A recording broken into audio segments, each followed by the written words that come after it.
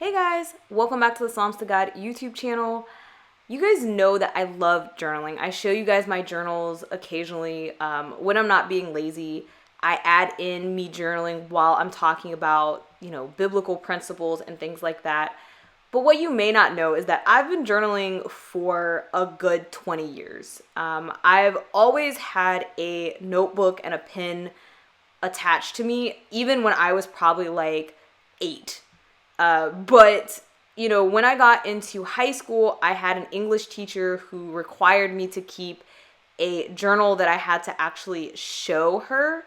And that was the first time I actually created a more artistic journal, or a journal that was not just personal for myself, something that I intended to show somebody, that I didn't mind someone seeing me use in class or something like that. Everything else had been more of like a personal thing that I did at home, or that I did like under the desk where I didn't expect anyone to see me.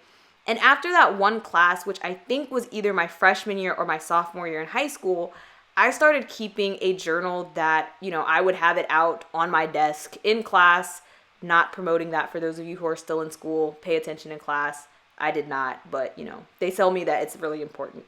So I would like have it out in class, and even when I went into college, and of course even now as an adult, when I go to Bible studies in person, I will take my journal and, do my notes there. And I don't really mind people looking over my shoulder. And because of that, my journals have become very, I don't want to say artistic, because they're not artistic. That's the whole point of this video. But my handwriting has gotten very artistic. I get a lot of comments from people about how my handwriting looks like it's typed and that it's very neat. And to be honest, everyone in my family has very neat handwriting.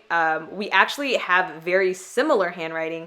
I have a cousin that I wrote a letter to, and it was my first time seeing their handwriting. And they have like exactly the same handwriting as me, as my mom, as my other cousin, as my uncle. We all have the same handwriting. It is extremely weird and kind of cool, but at the same time, a lot of my handwriting comes from practice. A lot of the more fancy things, like even in this video, as you see me writing out the word sketchbook, a lot of that comes from, daily practice and just doing it frequently. And I don't mean, like I know a lot of hand letterers on YouTube have their templates that you print out and you practice it, and it has like the little kindergarten paper with the 3 lines, and you go in and you practice the strokes and all of that. I don't mean that kind of practice, though I'm pretty sure that does help you. I mean just pulling out a piece of paper and writing every day. If you go back and look at my first journals that I created in high school, my handwriting does not look like this. My cursive is a lot sloppier. It's not bad, but it looks more handwritten. It looks a lot less planned out. I didn't know about dot grid back then, so everything is crooked, and I didn't, carry a ruler around to try to line it up and make it straight. So it's just it looks like I did it in high school. And I have to remind myself of that sometimes, and I want to tell you that because I know a lot of times when we look online, when we look at YouTube, when we look at Instagram or Pinterest, we see things that people create and we feel bad about our own creations. And we compare ourselves, but a lot of times people have put a lot of time into their craft, and we're just starting out. And we should not be comparing ourselves. But I too am prone to this. So I've always been a little bit more self-conscious about my art. And if you've followed my channel, or if you've seen any of my posts on Instagram, you've probably noticed that while I typically have a lot of text on the pages, and I will make the pages a little bit more artful by making larger text or varying the fonts of the text and getting a little creative there, you don't see a lot of art on the page.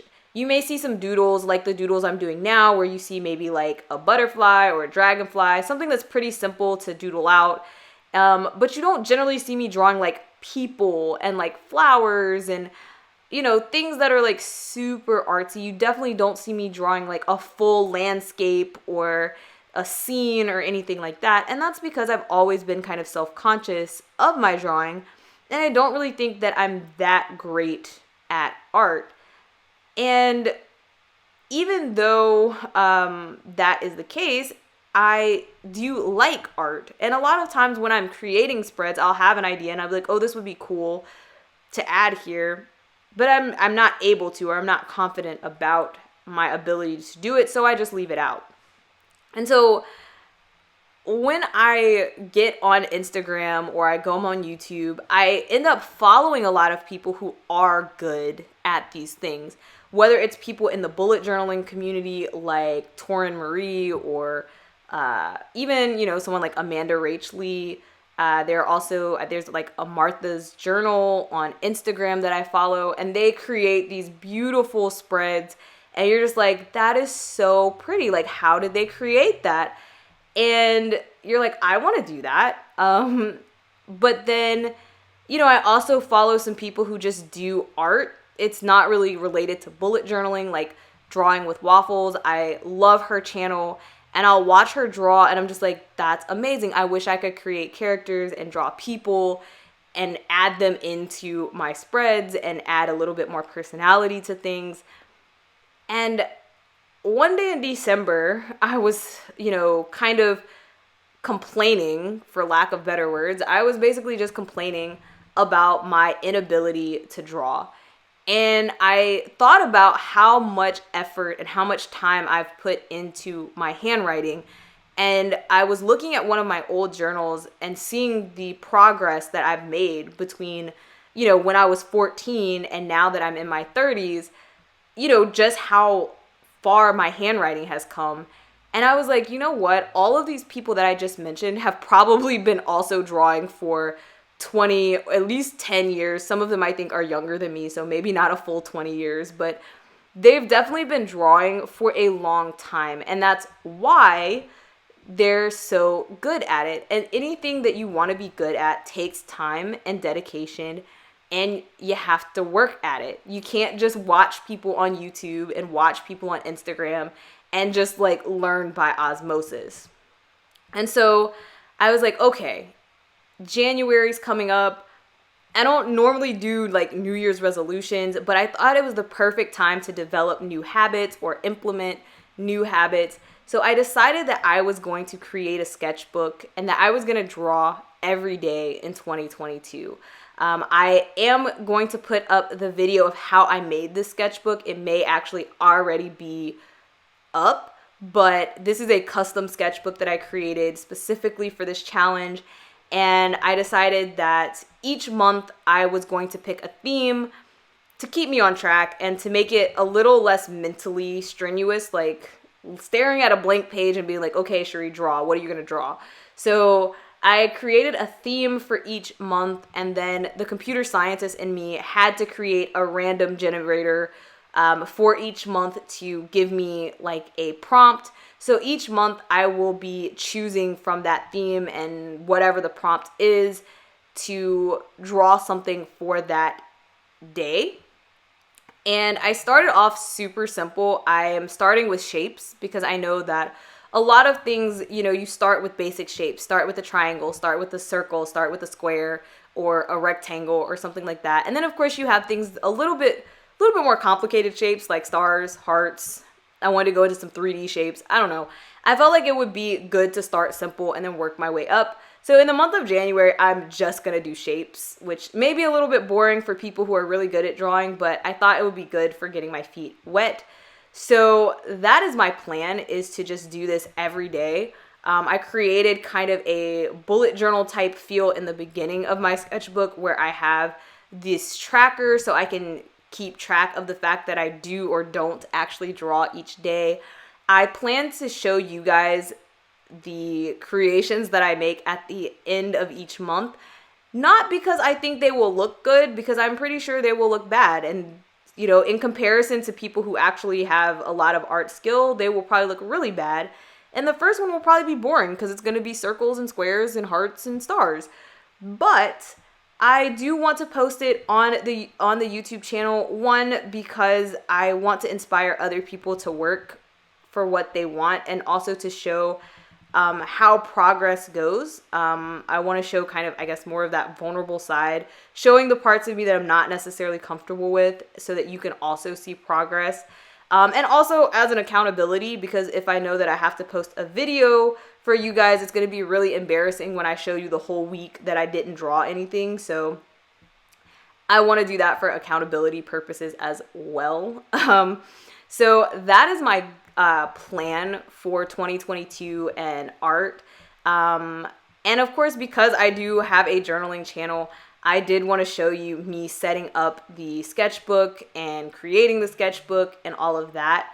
In the beginning, like I said, I did kind of some bullet journaling things with the trackers. I also did this goals page where I just wanted to remind myself why I'm doing this. And I listed things like to become more confident in my art, to find my own artistic style, to be able to get things out of my head and onto paper. Because a lot of times I'll have an idea in my head, but I can't get it onto the paper. So I want to be better at that. And also using different mediums. I added in some watercolor paper. And so that should be interesting. I want to try out watercolors. In the first couple of pages, I tried out these paint pens that I have. I did learn that they're horrible for large areas, but I actually really like the paint pens. I was very surprised that there was like no ghosting and no bleed through. I thought I would have some ghosting at least, but they held up really well on this paper. And then, I just went ahead and set up the month of January. I split each page into two so that I would have a half a page for each day.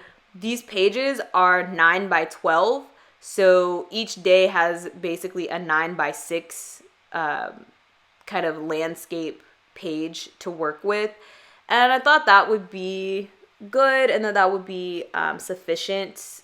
Please ignore my head as I'm trying to draw in my lines. I didn't realize that I had gotten my head into this, but oh well, too late now. At the beginning of the month, I put this kind of grid for me to write out what I actually get each day. So whatever shape, in this case for January, that I end up drawing each day, I'll put there, and then I'll put the date and I'll put the page number.